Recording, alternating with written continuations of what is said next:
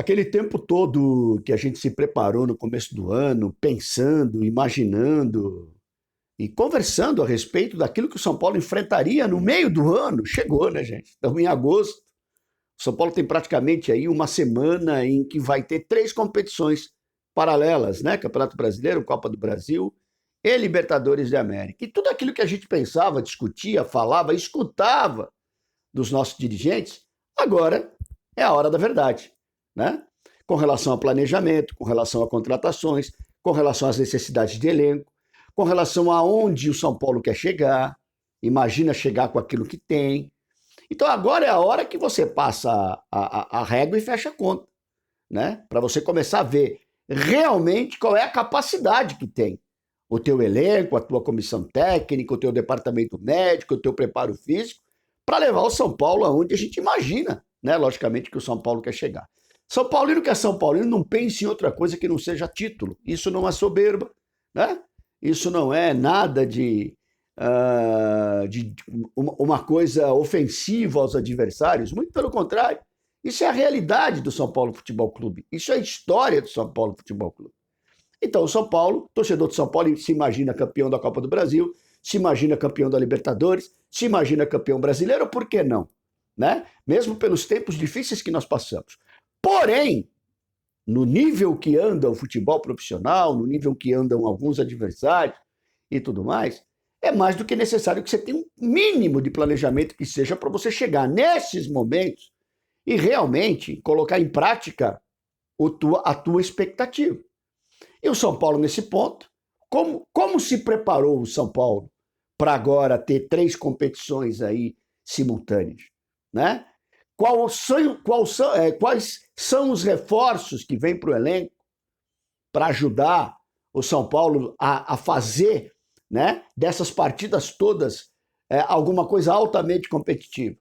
O São Paulo hoje carece de lateral esquerdo, o São Paulo carece do lado direito também da sua lateral direita, o São Paulo carece de mais um zagueiro, tem o Sabino lá que não joga, que não quer aquecer, né, que reclama que aquece.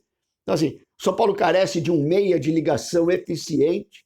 Renovaram com o Michel Araújo, e o Michel Araújo nem jogar mais joga. As coisas inexplicáveis do São Paulo, né? Até quando nós vamos viver de Luciano armando o jogo? Luciano pode ser importante lá na sua função tática. Eu tenho os meus questionamentos, tem quem gosta, enfim, é uma questão de opinião, né?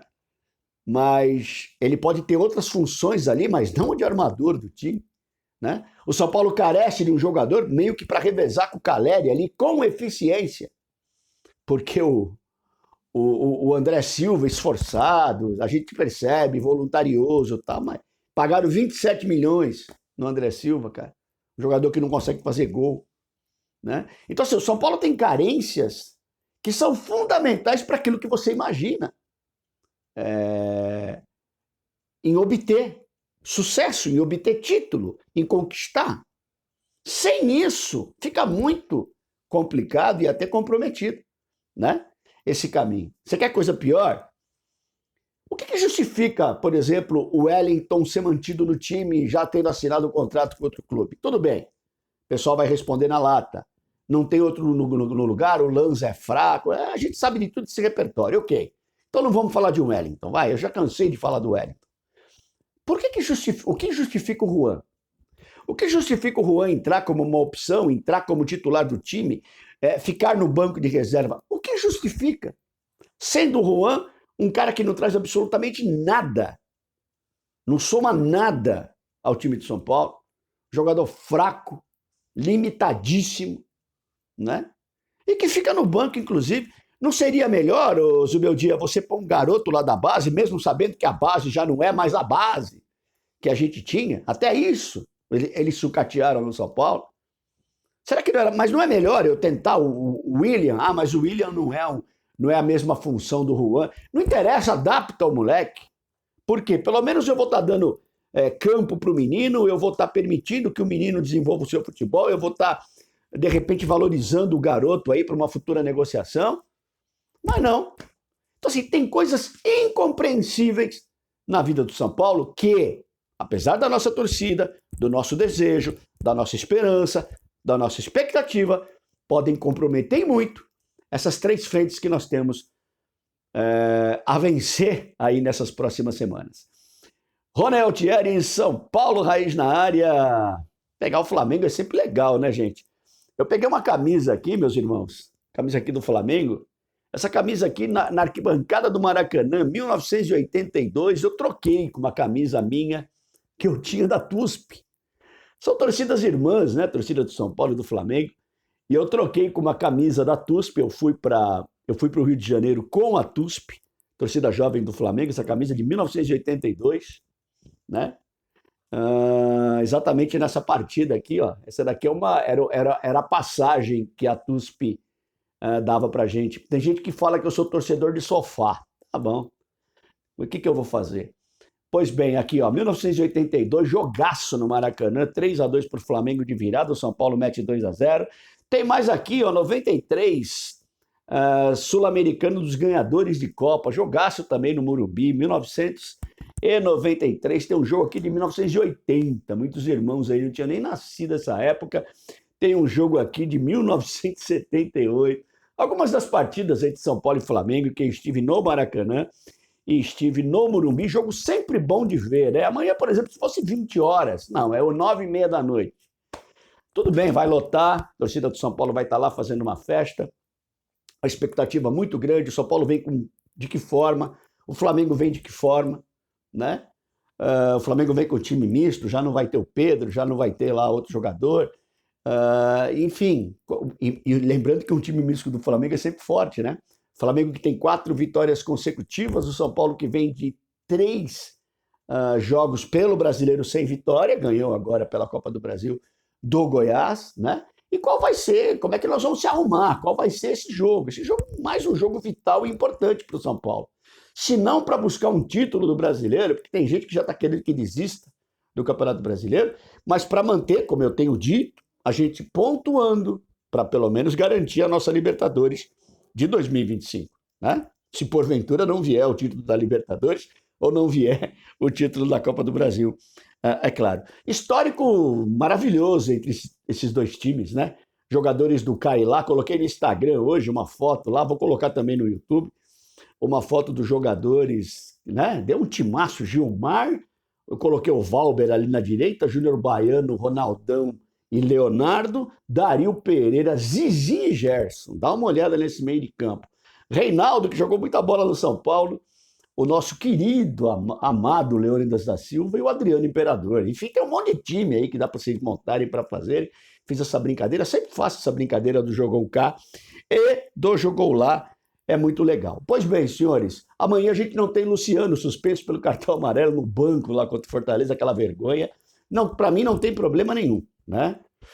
Só que assim, diferente do que o Zubeldia vai fazer, quem sou eu na fila do pão para querer que o Zubeldia faça o que eu falo, né, gente?